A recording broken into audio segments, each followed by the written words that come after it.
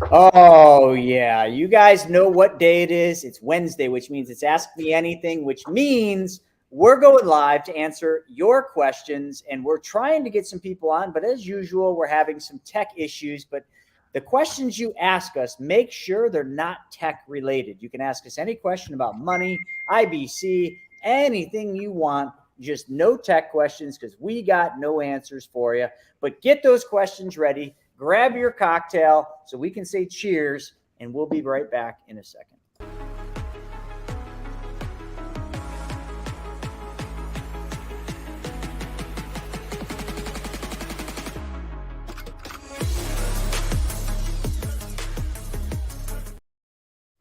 All right, we are back at it. It is Ask Me Anything happy hour, and I've got the normal suspects here. We got Mr. Snaggy, the expert money mentor. You've got Jason Sipple being very boring with no description of what he is or what he does. And then you got Mr. Chris, indescribable, who's the Excel wizard, who is also going incognito today. So we're also waiting for Hannah to come back on, but she's having tech issues. But with that being said, we want you all to get your questions ready because we've got some answers for you on the questions. But I do want to start with one, because this one, I'm not going to say it bothered me, but I was kind of like, all right, this question there's a different meaning to it. And I'm going to kick this over to Craig. Craig, it's the question we got on the Facebook group, because folks, if any of you are just joining us for the first time, you may or may not know we have a very active Infinite Banking Concepts Facebook group that you all should be. It's the one with it's got like a little black background on it, but we got a question on there, and the guy or gal, and I didn't look, asked what's better, or what's the difference between a savings account and an IBC policy. Craig, do you want to take it from there and kind of reframe the question and answer it how you did? Sure. Yeah. So the question typically is, if I'm investing, is it better to do it out of a savings account, or is it better to do it out of an IBC design policy? So during one of the wealth webinars, I went over this in pretty great detail. But essentially what we're looking at is, in the short term, the savings account, just from a pure cash perspective, is going to perform better than the policy, because we have life insurance, we have costs inside there. So in a savings account, you have 100% of your money available. In the policy, you do not have 100% of your money available day one. But the analogy is this: I don't know how many people are race car fans, love fighter jets, but maybe put something in the comments. I love Top Fuel dragsters. But if you lined up a Top Fuel dragster and a fighter jet being thrown from a catapult off of an aircraft carrier, which one would win the quarter-mile race? Who knows the answer? I know all the people on the panel do, but how about in the audience? Who thinks a Top Fuel dragster is faster than a fighter jet being thrown off the catapult on an aircraft carrier, or vice versa? Nobody's answering because nobody knows. Well, let me tell you, I'll just tell you right now, the Top Fuel dragster is going to win in the quarter mile. It's faster in the short term, just like a savings account is faster in the short term from investing. But think about it. Think about the jet airplane. Once it's off the aircraft carrier, it's gone. You'll never see it again. That's like the policy compared to a savings account. Now, for those of you concerned about the first 5 to 6 years of the policy, let me ask you a question. Do you plan to live longer than 5 or 6 or 7 years? And if you do, that's awesome, because you're going to be happy you had the policy. If you don't, it's still awesome, because your family is going to be way better off with the policy instead of the savings account. Chris, I don't know if there's anything else you want to add, but that's the summary. No, I think that's good. I really do. It's just like you said with the race car and the jet. I mean, people that do this have to understand, like, you're not doing this for right now. You're not doing this for next year. You're doing this so that the rest of your life, you'll have more money for every dollar you put in than you have. So every dollar you put in after the efficiency point, depending on the policy, could be 2 years, could be 3, could be 5. After that point, for the rest of your life, you'll literally print money. You'll make more money than what you put in each and every year, guaranteed. But you had to wait that period of time. So, and there's several factors. Your health, your age is a slight factor, and some other minor ones like plan design. But all of them will always have that efficiency point where every dollar you put in, you take out more than what you put in. And for people that want like that question, like, yeah, for sure. If you use the savings account, you're going to make more in the first couple of years, like Craig said. And if that's your goal, great, just use a savings account. But if your goal is not just to benefit the first couple of years, because really, remember, that's like being on a hamster wheel. You just keep running faster, but nothing ever changes. You're still on the hamster wheel if you do it that way. Here, after a few years, when compound interest kicks in, you're able to then have a perpetual tailwind. You literally get off the hamster wheel, and that hamster starts running and it actually goes somewhere. But it took the hamster a few years to figure it out and get off.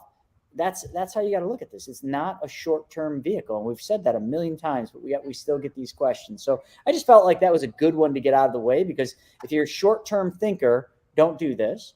But if you understand this isn't for the short-term thinker and this is the marathon, and one of the best marathon runners you're ever going to get is a specially designed whole life, then this will benefit you all. Chris, may I add? I think also an important part to bring up too is that, yeah, we're definitely looking at the time value of money there. But I also want to add the importance of using a whole life policy versus a conventional savings account, because when your dollars are in the conventional savings account, when they grow, is that taxable or tax-free? It's taxable, right? Inside the policy, that's tax-free to you. And then my favorite part, what I like to talk about, what I kind of set as my number one pillar, is it's really you decentralizing the currency, that you're being in total control and ownership of your financial life. Because if y'all really think your money's backed up by the FDIC in that central bank account, the conventional bank account, we got to have a come to Jesus meeting right now. All right. So I just want to add those two topics onto it too. Nice. Very nice. Yeah, no, I think that's an important thing. Anyone else have anything else they want to add on that one? All right, let's move on to the next one. We don't have Gabby with us, so I'll read the questions. Pristine, if I said that right, hopefully, said, are medical exams required for the type of plan? Here, I'll just put it right at the bottom. Are medical plans required for the type of plans you use? And I'm a licensed agent. Do you all have an in-house agency? Would love to join the team. Oh boy, I can't answer this one. Steven? Yeah, so medical exams are required for the whole life policy 9 times out of 10. And if you're a licensed agent, there's a few different options. I mean, we're happy to talk with you about it and explore what that might look like. We do require, I will say we require that you have an infinite banking policy and you're using it in your own life, just to even have that conversation. So if you already have that going, if you're in the process of it with us or something like that, or already have one, then yeah, I'm happy to talk with you about what that could look like for you. But the one thing I didn't know is in-house agency. So we're not a captive agency. If you understand what that means, is meaning we're not, we're not associated with any one insurance agency. We're a broker. So we work with all the different companies, or any companies we choose to work with, I should say. So it's not like we're captive with one in particular company, or it's not like we're an in-house agency with one particular company that can broker others. And I think I'm saying that right. Hannah, is that the proper terminology? Am I saying that proper? Yes. I believe so. Pretty sure I got that right. Yeah. Okay. I mean, what I say every day is we're not beholden to any company, right? Because we use 5 different companies to solve different problems for different people, because we have to meet everyone where they're at financially. So we're not tied to any one person. We break up with people if we need to. Ask Mass Mutual. That was a rough breakup. All right. It worked out okay for all of us. Hey, but Before we move on, though, our medical exams required for all policies. Just understand, no, it's not like a definite. You have to have an exam 100% across the board. So there are some options for accelerated underwriting and minors, right? Minors don't have to do the exam as well. So just to put that out there. Yeah.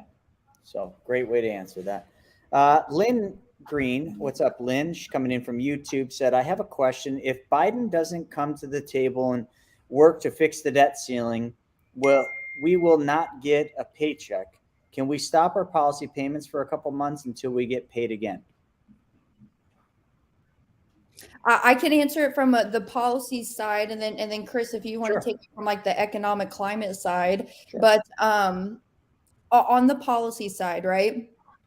At the end of the day, the base premium is that minimum to keep the policy alive and active.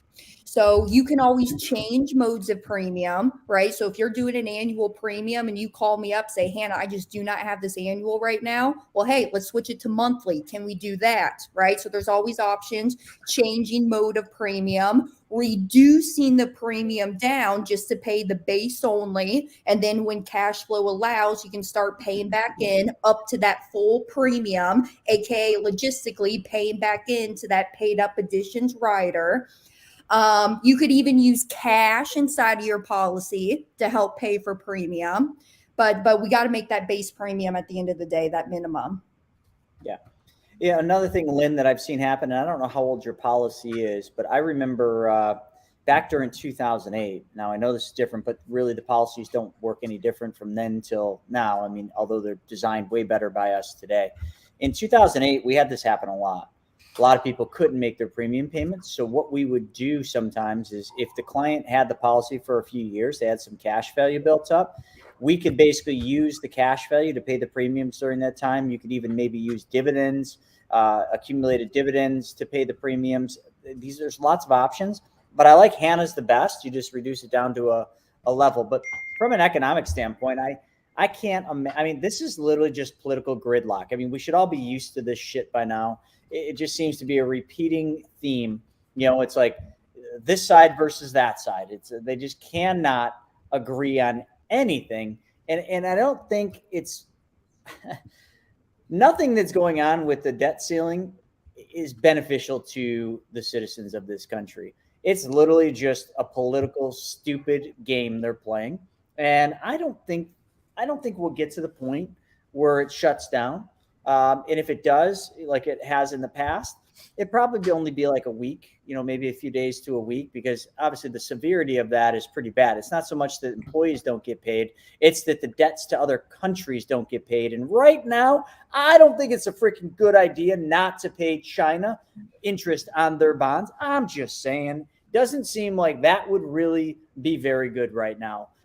So I don't see that happening. But you know what, Lynn? All bets off when it comes to this nonsense going on out there in Washington. So great question, though. All right. What else? Let's see. So Clayton Bennett coming in from YouTube said, is the whole life policy available outside the U.S.? So I'll take this. In Canada, yes. So anywhere in North America, but outside of that, it is not.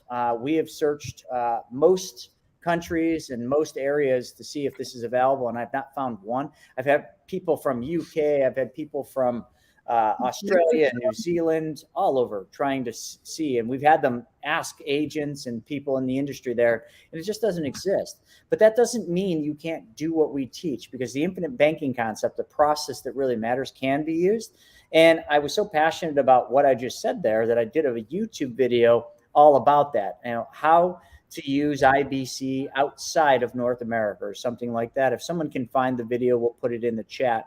But watch that video, because you really should apply the infinite banking concepts, like the process, to what you're doing, even if you can't get the specially designed whole life. Hannah, anything on that? No, that's good. I would even I would even add, because actually, Chris, I'm thinking about your one video that you did on your YouTube. And for y'all folks out there, if you just go look up Chris Naugle on YouTube, he pops right up there. So that's his channel. You made one where it was like the personal personal finance with Chris, and it was like, hey, what would I do if I made like 50,000 a year? Yeah. And you explained using it without the policy, but with just a regular checking account. That's the video I would go look at. Oh, I forgot about that one. Holy cow. Thanks, Hannah.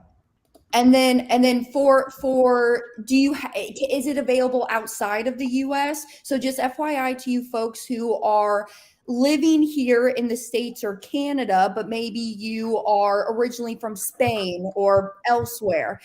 If you have interest here in the States or Canada, you have a US address, you got a US bank account, and you got a working visa, social security number, green card, things like that, you can qualify for a policy here in the States or up in Canada.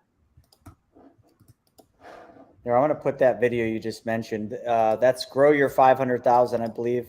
Or maybe it's not that one, but I'll put a couple videos up for you on that. But the one is the one outside the US.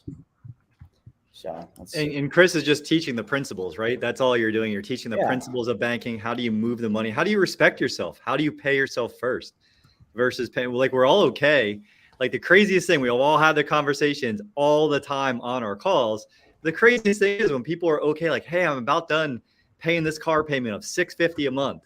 I'm like, oh, great. What do you want to pay yourself? $500. What? Mm-hmm. You were okay paying $650 for the last 6 years. Like, why? Oh, because I might need the $150.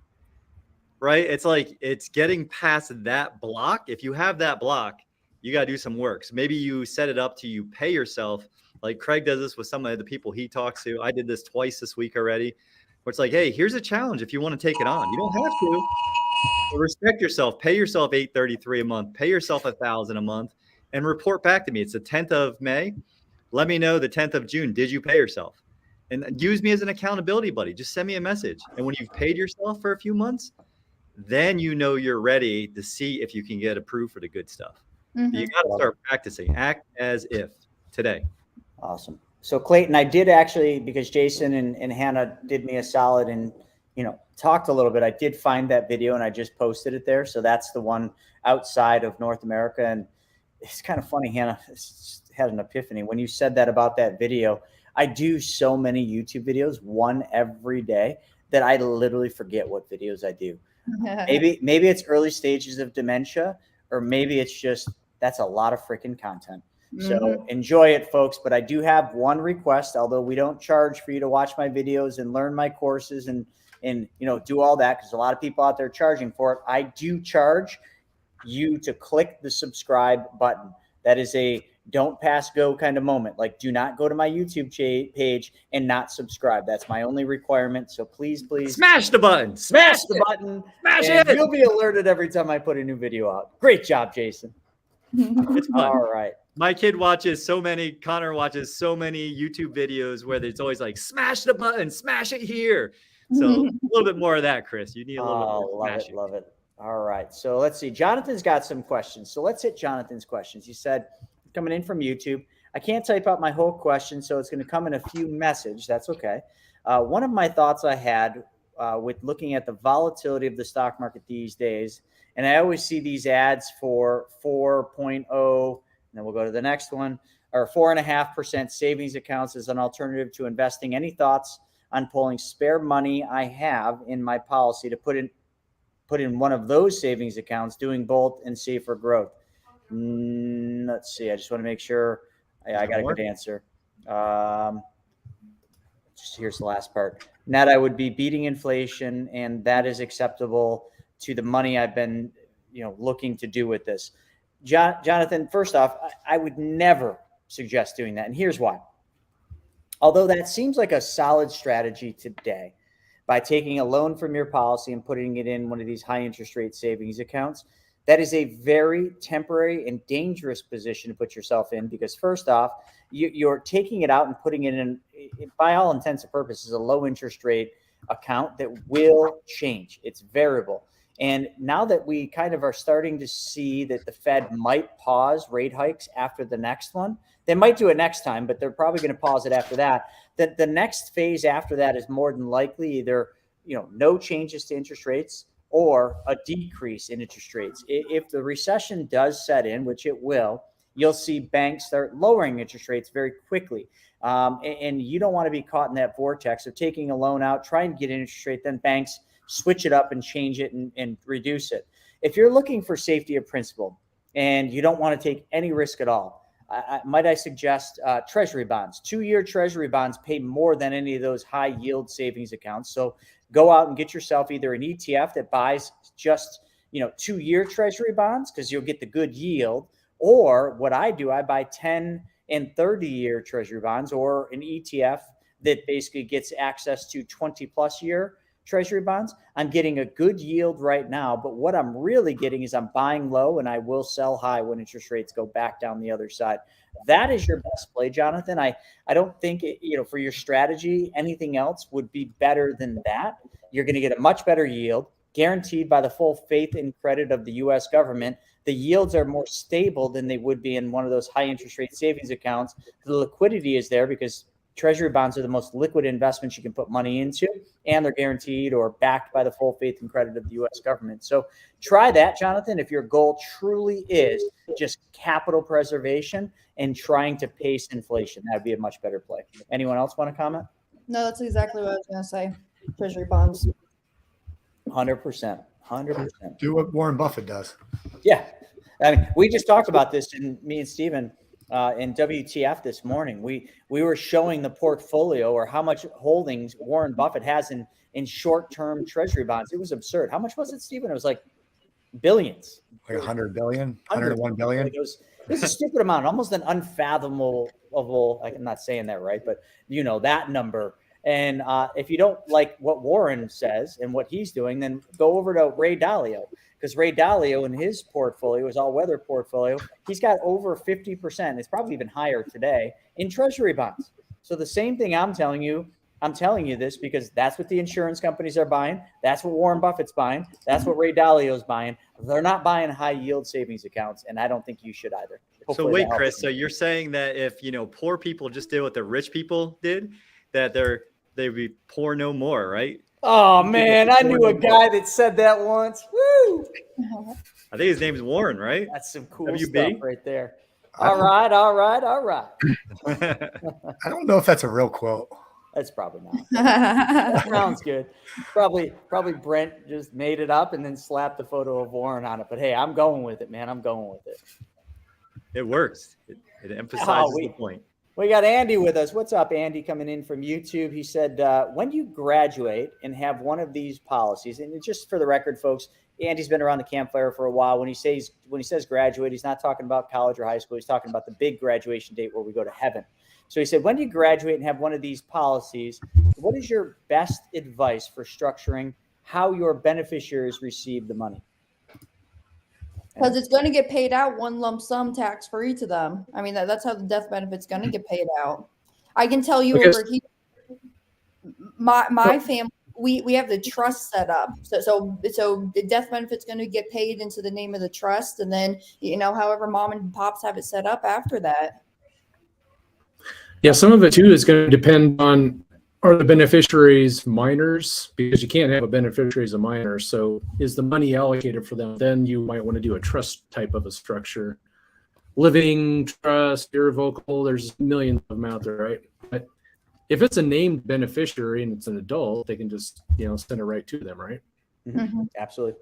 Yeah, and it bypasses probate, so there's no probate. I mean, if it was like tens of millions of dollars, you got an estate tax problem. So then you would definitely want to open up a trust and have the beneficiary be the trust to try to get it, but it would have to be an irrevocable trust, just for the record. Get yourself a good attorney. We have many of them that we work with. Don't just go buy it. This is another thing that's getting me. And Andy, I know you won't make this mistake, but a lot of people are just, this word trust is getting thrown around like it's toilet paper these days. Like, just buy our trust. We'll set a trust up for you. Like trust could either be the best thing you ever do or the worst thing you ever do.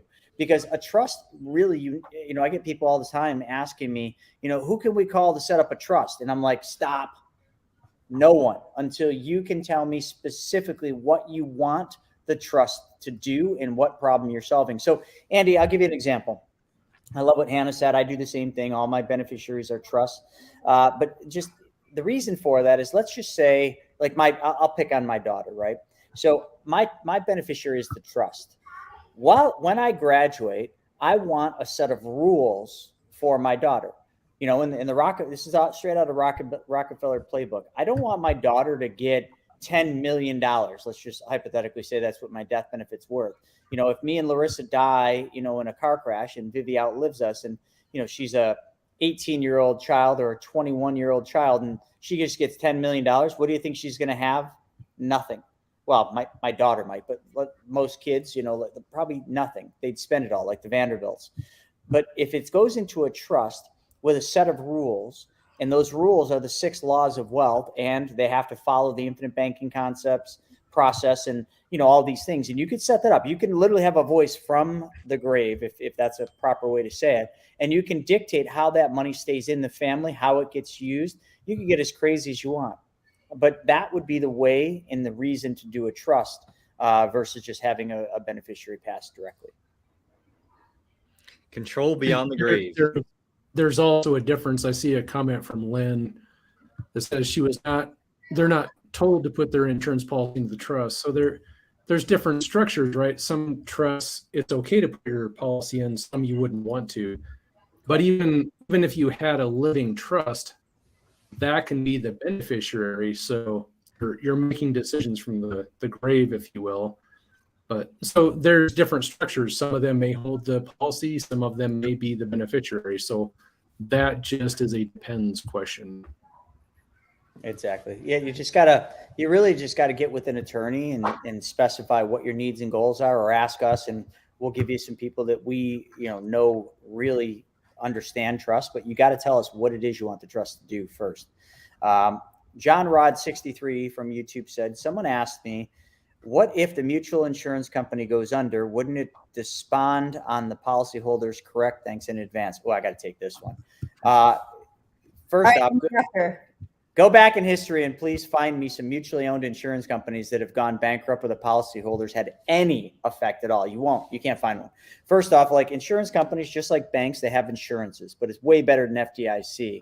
So insurance companies are protected on a federal and a state level with an insurance. But here's the real answer to your question. Why is it that mutually owned insurance companies rarely ever go bankrupt, unlike its counterpart, the banks, which go bankrupt? I don't know. Is it every day or is it every other day now? I'm not watching the news. 2 a week. 2 a week? All right. So bi-weekly, banks are going under. Mutually owned insurance companies are just making more and more money. But here's why. They don't subscribe to fractional reserve banking, and they don't do the shenanigans banks do. Mutually owned insurance companies and all life insurance companies subscribe to Austrian economics. A dollar for a dollar, essentially, is the simplest way. If they promise to pay out a dollar, they have a dollar. So insurance companies are flushed with assets in cash, not flushed with like fake, whatever you call banks and what their numbers are. Insurance companies have the cash. You know, it's like, you know, what is it? Burger King or no, Arby's. We have the meat. Sorry, I'm vegetarian, but insurance companies should do a commercial. We have the money. You know, that's what they should do, is that commercial. But that's why. Hannah, you want to hit it with a probably more logical explanation? Yeah, no. So no, I think it's good. I think this is a good question, and definitely a question that's been coming up a lot here recently. It's kind of, yeah. So number one, I would definitely go out and go do the research, but let's just talk about the worst case scenario that could ever happen if a company does go belly up, right? So there's something out there called the Insurance Guarantee Association, where they go out every single month and they pump out reports of how these insurance companies are doing. And so you can track these companies. If a company's going downhill, you can see that far before they go belly up, right? So what were to happen? What happens then is that a larger company is going to come in and buy them out. So this larger company is going to come in, buy them out. Let's talk about the big elephant in the room. We've talked about it before. Ohio National, right? Ohio National Life, they used to be a mutually owned company. They came into new management. And we saw this before it even got to this point. But then what happened is a larger Canadian insurance company came in and bought them out. But this Canadian company is a stock company. They're not a mutually owned company. So what happened is, because we still own policies with Ohio National. So what happens is because at the end of the day, it is still a contractual agreement. Hey, insurance company, if I make these premiums to you, you are promising me that at the time of my passing, you got to pay my beneficiaries this amount of money. And inside of that contractual agreement as well, they're giving us a guaranteed interest. So, okay, Ohio National, you got bought out by that larger Canadian company. So maybe here in the future, I will never go and maybe never receive dividends moving forward, but you still got to honor my contractual guaranteed interest that you're promising me. So that's like worst case scenario that could ever happen is that company just comes in, buys them out. Hey, no more future dividends, but hey, me being a policy owner, I have first rights to the cash, all the equity, and it still remains liquid. And it's my total freedom and choice of what I want to do with this policy. Just talk a little bit about that. Still debt-free growth. And what the heck just happened to Stephen Nagy? What was that? What was that? Falling out of the chair, getting back in the chair while Hannah's delivering magic? Went down in the basement for a minute. We don't have basements in Florida, man. Folks, nothing to see here. Nothing to see over here. Look over here. Look over here. Well, it's funny you speak about going to the basement because I just got this alert that there's a tornado warning in my area. So if I disappear, you know what's happening. All right, Clayton, thank you for subscribing and turning the notifications on. All right, let's go move on. So we got Damon said, my wife and I officially just had our whole life policy put in force finally after 2 months. Should I invest the rest into government treasury bonds or open up an online savings account? Apple, Sophie, just asking. So Damon, it's kind of the question I just asked or just answered a second ago. So forget about I'm not against Apple's, Apple just did that new money market or savings account that's paying 4% or so. Open one of those, but use that for your segregated bank account. Don't take a loan from your policy and put it into that Apple savings. I don't mean to say this the wrong way, but that's just lazy. That's you're just not trying. You're not trying to make your money really work for you. So Damon, I think definitely open, Apple or Sophie. I always lean on Apple because as Stephen and I just mentioned in WTF today, do you realize that Apple has more money than most countries' stock markets? Think about that. Apple, one company, has more money than a stock market in most countries. That's wild. So open one of those Apple savings or checking accounts and use that as your segregated account to run the money through. But don't let that be your final stopping place. If you've got debts, pay the debts off with the money that you take as a loan and then recycle and recapture the money. Learn what we're doing at Private Money Club. Get really good at being the bank and lending money on secured assets. That'll pay you anywhere between 10 and there's deals on there for 15, 18%. We got videos on how we flip equipment, and make, I made 14% in less than 2, I'll just call it 2 months. And, Steven's cousin just made 14% in 3 weeks. I'm not saying that's going to be repeatable for you, but just try a little harder than just taking a loan and putting it into Apple or a savings account. Now, the government treasury bonds, as I mentioned, that's only if your only goal is capital preservation and maybe to hedge out inflation a bit. I guess that's okay because then you're at least going to have an upside in the price of the bonds, which you're not going to get in an Apple, a Sophie, or any high interest rate savings. Anyone else? No, I love how you said that just to repeat what you said again, if you're going to use your segregated account, use one of the 4% accounts that they're giving you. I love that. That's a thing of beauty, right? And I would say the other thing for Damon, as you're putting money into that segregated account and as you're getting more than you could put into this current policy, there's no more room for your paid up additions, you can't stuff any more money back, then that's time for your family to have a second policy, right? You got to grow your series of banks.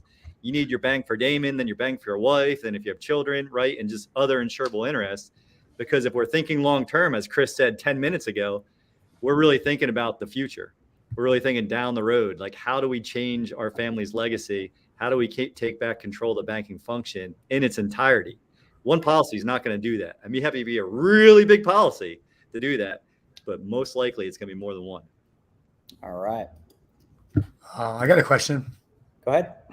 So Robinhood just announced they're going to launch their 24-hour trading platform on weekdays for stocks and ETFs. What do you think of that, Chris? What do you mean 24 hours? They're wait, You can trade Tesla at midnight now. I like that, because then it takes away the variability of overnight trading from the insiders, and it gives you the ability, kind of like Bitcoin or Forex. It's one of the things I love about Forex and the hedge fund that I invest in personally, that is an algo-driven Forex, is it can really run 24/7. And I love that, because you don't have any downtime, even though the algo-driven hedge fund, just trades normal business and then sells off. But, with crypto and some of these different things, you can trade around the clock. So I like that idea. I don't like Robinhood, but I like that idea. So I'm all for it. Okay, I got one more for you, and then we'll move on. Is this a problem? In January, Not a U.S. problem at all. No problem. No, nothing to see here, Stephen. 475 billion. In May, market cap 100 billion. That's a 78% loss in 4 months. Nothing to see here. Nothing to see here. Janet Yellen's got it under control, Stephen. Come on now. Haven't you been paying attention to the news? It's just mind-boggling to me. All right. Go ahead. All right. Let's see. Brendan says from YouTube, what is the break-even year or years for the 60/40 policy? A lot of variables in that. Yeah, it is good, but there's a lot of variables. What do you got to say? Yeah, it depends. It depends. Like Chris just said, there's a lot of variables, right? First, we got to see if you get approved. But if we're going to go from you're not dumping in, there's no additional fuel on the fire, you're just straight up 60/40 policy. You're paying your either monthly premium or your annual premium, right? Your premium deposit, because the wealthy have more choices. That's one of the things about this abundant vehicle. But usually year one, you have access to about 60 cents, 58 to 60 cents of every dollar. Year two, about 75 cents of every dollar. Year three, 95 cents of every dollar. By year four, it's dollar for dollar. And then year five, Hannah loves to call it the magic year. I like to say the efficiency year. But year five is when every dollar you're putting into it, from that point until the day you graduate, shuffle off, die, right? We talked about that earlier, is you're making money. You're actually getting more back on every dollar you're putting in than you put in. So about 5 years, but then the variables come in: age, your health rating, all the other things. Are you overfunding it? There's just a lot of variables that go into what that looks like. So, yeah, and I would add there's really two break evens that I look at if you really want to get into policy design. One is when I put premium in, when do I get at least that much in cash value? That's a break even point, right? And most policies, you can see that from year 5 to 7. So just kind of thumb in the air. And then what Jason's talking about is a cash on cash. So if I put $1 in, when do I get $1 out? And that could be year 3, 4, or 5. So those are a couple of measurement points on break evens, but kind of going back to the initial discussion we had when this whole thing kicked off, are you in this for the short term or the long term game? Because the long term game is not going to matter. That's true. I can give you a specific example because I'm excited to share with all of you, because I don't know if I told you guys, but I actually applied for my first banking policy last Monday. I'm already approved and already waiting for issue, but I'm 48, right? Going to be 49 this year. And I'm doing $3,000 a month and a $60,000 dump in. My efficiency point where I'm actually getting more than $1 back happens between year 3 and 4. So that's just using, like, if you use see that all the time. Got rated preferred. So that makes a little bit more efficiency as well. There's all these variables that go into it when you're going through underwriting.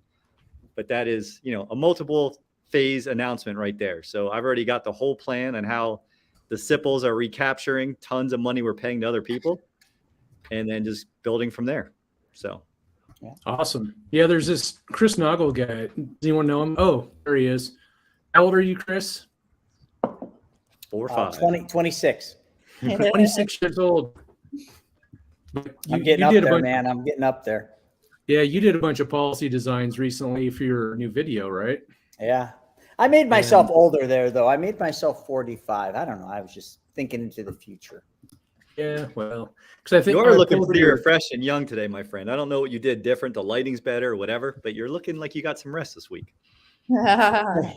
I pulled your numbers up, and it looks like your premiums exceed your cash value exceeds your premiums about your 7.5 or 8 Correct. for you.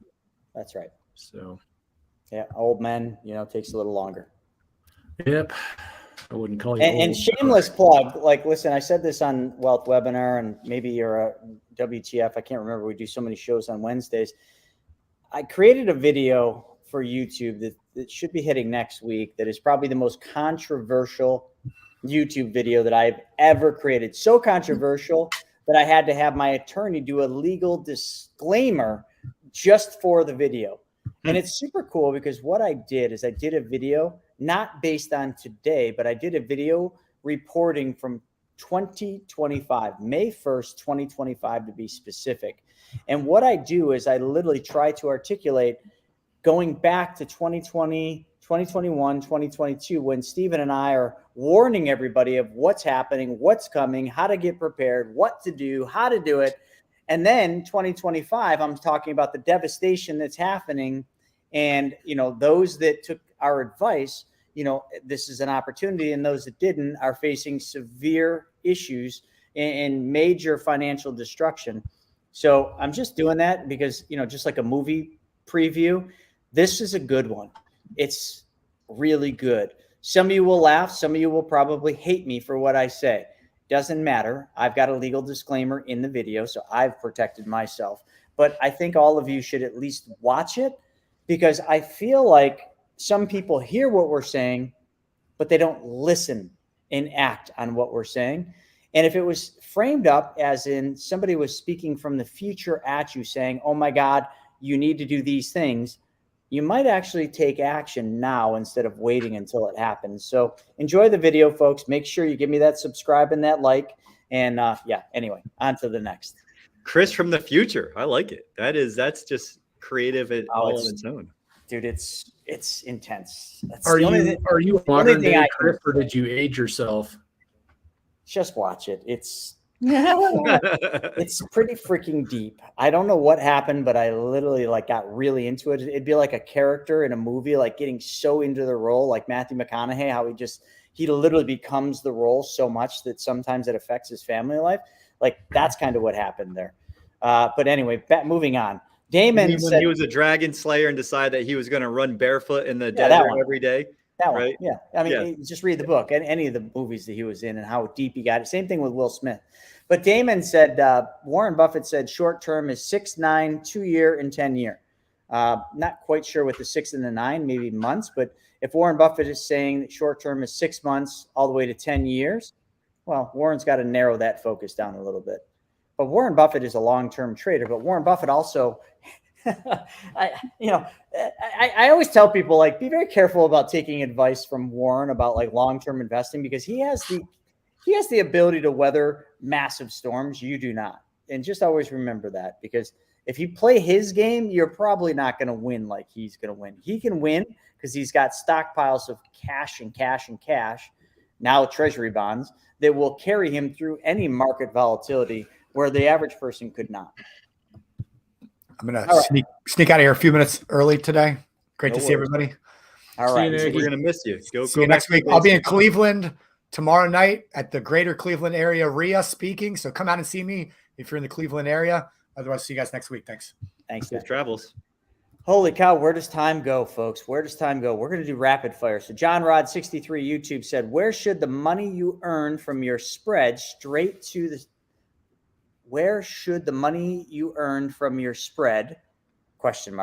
straight to the segregated account or to the policy? Go ahead, Hannah. I know we differ on this one, but yeah. I say 90 days. If I'm going to be using my money within 90 days, send it back to the policy, or if I'm not going to be using it within 90 days, send it back to the policy. If I am, hold it in my segregated checking account. I called it the pay myself first account, and then go deploy the capital after those or within the 90 days. I can't disagree with that, anyone. And then if you do take the advice, from some of the other folks on here and open yourself one of those Apple savings accounts, getting over 4% in that segregated account, well, hey, now you're making money twice again. Amazing how this works. Getting smarter and smarter. And Hannah, why do you keep raising your hand? It's so weird. Like, just jump in. You've got things to say. We want to hear it. All right, let's do it. Brandon said also, are PUAs the money you paid back to your back from the insurance company's loan to you via your cash value? Hannah, take that one. Is this English? I'm just like, I can't. It sounds like a talk and text. That's what it sounds like. Also, are the PUAs the money paid back to your bank? I think it means. Yeah, he redeems himself and says, bank, I mean the cash value. Okay. The PUA is the money paid back to your bank from the insurance company loaned to you via your cash value. Also, are the PUAs the money paid back to you, to your bank? So yes, I mean, well, it's kind of a yes or no. Let me answer it this way. If I take out a loan of $10,000 and then I go and pay back my loan, all I'm doing is I'm just replenishing the cash that's inside of there. I'm putting it back in as a loan repayment. So when principal comes out and I put back that principal, that just all goes back in as replenishing that cash inside there. When I go and I do extra, let's say I take out 10,000, but then I put back 12, well, then that extra 2 that I put back does go back in as extra paid up additions. Yeah, that's the right way to say it. But in a general sense, when you're repaying the loan, no, the money's not all going to PUA. It's going to go back to just the way the policy is structured. Hey, just real quick before we move on. Rapid fire. When you take a loan from your policy, y'all, you are not physically touching your actual cash bucket. Remember, you're taking money from the general funds of the insurance company, and you're putting your policy up for collateral. So you're not physically touching the money inside of there. Boom, shakalaka. There you go. All right. Lynn said, we were told not to put our insurance policy into a trust. Typically, it does not make sense for the majority of the people to put their insurance policy in a trust because you're going to lock it up. There's more problems that can come from that. But anybody that's in a really high, income position or a high net worth, having the trust own the policy can have some advantages. I have not gotten to that point. My policies are not owned by my trusts, although in the future they probably will be. But again, that's a whole nother topic. That's a tax thing. Brent's, I think, are actually, I know they are. And Devin's, he is starting to switch his over, and so is Joseph. They're starting to have the trust own the policies. But again, Lynn, I want to quantify and clarify, the trust owning the policy should only be done with the advice of an attorney and a CPA for a specific need that you have, like for us, tax planning. You should never move your policy into a trust for any other reason than estate tax planning or trust protection or tax planning. Consult with a CPA and an attorney, not just one or the other, for that kind of thing. And that would definitely be the best way to do that. All right. Let's see. This one's for Hannah. Hi, Hannah. I just qualified for my whole life policy with Money Multiplier and will be starting in the next week. I have 3 beneficiaries. Should I have a trust set up to start this policy? Not mandatory. Yeah. Right. Not mandatory. Split them all up. You can split them up between evenly percentages between the 3 if that's what you want to do. Or let's say Craig, Jason, and Chris are all of my children. I'm going to leave $10 to Chris, and I'm going to leave the rest of the half to Jason and Craig. So you can literally split up beneficiaries as much as you want. Yeah. So Athena, the only reason to open a trust up would be if you've got children and you want that living, the minors. But again, don't even worry about that because beneficiaries can be changed at any time. It is so stinking easy. You just get a hold of your implementation specialist, which will be assigned when your policy is issued. They'll change the beneficiaries after your trust is set up if you choose to go that route. I don't know if it's necessary because we don't know what the need is for the trust. So again, always determine what your need is before you start opening trusts. Let's see. Tess making some great comments. Let's see. Always. Snacking time. Damon's snacking. What are you eating? Doritos. You got some potato chips. You eating some celery. Oh man, carrots would be good right now. All right. Justin said, Chris, you're going to have another guided course for PMC soon. And if so, when is it? Yes, we are. Well, we've got the live event in Raleigh, North Carolina, August 4th and 5th. And then we're doing preview events up to that. I don't have all the dates, but if you'd like, email Shauna at chrisnaugle.com. That's SHAWNA at chrisnaugle.com, and she'll send you all the events that we have coming up. And also, too, just one other thing, Justin, you can always call 833-JOIN-PMC, and they'll give you a guided tour anytime you want. You don't have to wait for us to do an event for that. Brandon said, coming in from Facebook, that's one of the first Facebook ones today. Brandon said, have anyone ever sub-to purchase someone else's policy if they are under distress and can't make their 40% payment? Hannah, this is your backyard. Hannah likes this one. I love it. What's up, Brandon? Brandon's a man up there. Yeah, no, you can. Yeah. It happens all the time. Matter of fact, we hate it when people say they're going to lapse their policy. Like, don't! Somebody wants to buy that. Somebody wants that. They can't get it. You selfish son of a beep. Sell the policy. Do not let that sucker lapse. So yes, there's a whole world there in that. So interesting. I mean, 11 to 12% of people don't get approved, right? So there are people who want to buy those assets. They're appreciating assets from day one. Yeah, Damon said he's actively in classes with Noah. Noah runs our PMC. It's called the Accelerator Coaching Program. It's a phenomenal program. So Damon, thanks for joining us in there, and hopefully you're enjoying it, because there's going to be a lot more coming there. Let's see. How can we get more? So Tommy says, how can we get more information regarding equipment flipping? You go to here. I'll put it in the chat right now. It's Be Your Own Bank, BeYourOwnBank.com. There's a video on there, and you can watch that. So what I created Be Your Own Bank and Be Your Own Banker websites for is case studies of how we're, as a team, using this. So Hannah will probably show like how she bought her van and converted it. Like, we'll do case studies of all the different cool ways that you can use IBC in your life. So right now there's only a couple up there, but eventually we're going to use that as the main platform to show like usages. So if somebody's like, oh, can I use it for this? Oh, there's the video for that. Hannah did a video on that, and that's on Be Your Own Banker. So stay tuned, but you can check that out for the equipment flipping. John said, what did Ray Dalio mean? Printing money won't cause inflation if it offsets credit. Spending what matters. John, I'm not sure. I just finished another Ray Dalio book, and I felt like my brain was going to explode. But he always says printing money creates inflation. So that statement about printing money not creating inflation probably has another meaning. Ray Dalio, has a tendency of going down the rabbit hole so deep that he comes out in China. So you just got to be careful to understand and articulate what Ray says. I love Ray, but yeah, man, sometimes too much information is not a good thing. Warren Buffett does say bank executives should go to prison. It's just kind of like if poor people would just do what rich people would do, they wouldn't be poor anymore. Same thing. If bank executives would just go to jail, bank executives would do the right things. I like that. We should coin that one. Well done. That's a long bumper sticker, though. We'll find a way to shorten it up. That was just off the cuff because we're running out of time here. Jay said, would you recommend starting an IBC policy by using, second part, a personal line of credit? Probably not. We can have a discussion about that. You can always book a call and we can talk about that. But typically we're teaching where your surplus money goes first, right? It's like, we don't want to take the cheese off your macaroni. And if it doesn't make sense to spread the different things, it just seems too much risk in that. Awesome. Damon, no worries, man. Thanks. I'm very direct. I always ask people, do you want me to be gentle or do you want me to be direct? Everybody always says direct.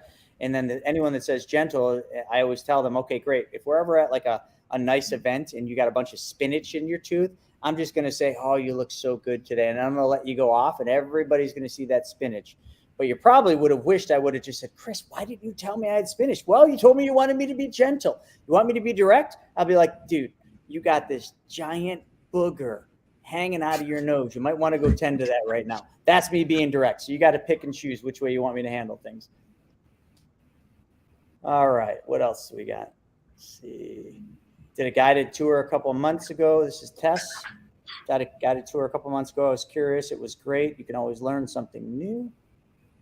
Let's see. John said 10 million subscriber content. Thanks for info, guys.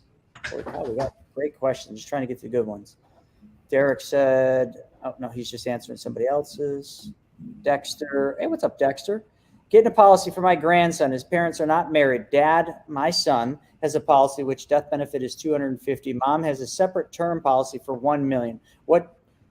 Which or what type of policy can I possibly get for them? Hannah, you want to hit Dexter's?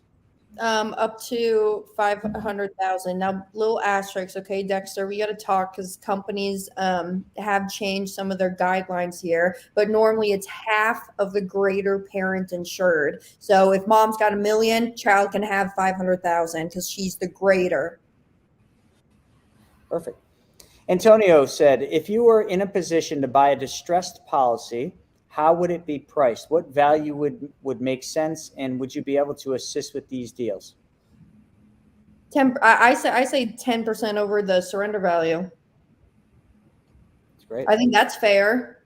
And I think, Hannah, you would be willing to assist only if it's one of our Money Multiplier clients, correct? Right? Yes. Yeah. Okay. And we got through all the questions. Holy cow, I didn't think we were going to, but Tess just said, now you need to do a spinach YouTube. Don't give me dumb ideas because I'll do it. And I'll do a spinach YouTube in 2025 saying, I warned you. You wanted me to be gentle. You didn't want me to be the asshole. You didn't want me to be direct. So now, swear jar. You almost made it, brother. No, you almost made it. Well, I did make it. We're 5 minutes over. This doesn't count. I set the rules for the swear jar. Wow, it's amazing. You're creating your own reality. I like it. I'm living. You've learned a lot from green lights. You were obviously paying attention when you read that book. Green light. Now, if you had an abundance of money in your swear jar, and you had loans and premium to pay, which one would you pay? Premium always. There you go. Would you take a low interest loan and put it in life insurance? Wait, before we answer that, I just want to know how much is in the swear jar right now. Probably a lot. There's a bunch of IOUs. You ever see the movie Dumb and Dumber? Yeah. It's all accounted for. We have receipts for everything. Look here. IOU, $200,000 for a Lamborghini. Yeah. Should I get my whole life license through a specific company? I'm going to defer that one out on. You just got to go to AD Banker. Damon, you definitely can take it. Yeah. You just gotta Chris, go well done being MC, reading the questions and answering the questions. Bringing all your skills today. I got all your hidden talents. So do all of you. It's not just me. Yeah. So no, Brandon, definitely don't go getting your life license through a specific company. Just get it, like she said, through AD Banker, and then once you got the license, then you can figure out who's going to hold the license. And if it's Money Multiplier, great. We're not always just out there recruiting people. We only want to recruit from within, people that are doing the infinite banking concept, using it in their life. That's the first and foremost requirement we have. If you're not using the infinite banking concept in your own life, how could you ever go out and teach that to other people and sell that to other people? You can't. And that's where the buck stops. But with that being said, folks, we went over, but we got all your questions answered. So thank you for my panel. Stephen had to dip early, but everybody else, put your hands together for them, and put your hands together that none of them have any spinach in their teeth, because we've been direct to make sure that our team will never go in the public with spinach in their teeth. The truth hurts, folks. It's what you're seeking. We'll see you guys next time. Hey, here's a weird fun fact. I actually brush my teeth and put deodorant on before these shows. Even though it's Zoom, I still feel it. I should be fresh. We appreciate it. Thank you. Yeah. Too much information, but thanks for putting deodorant on. You're welcome.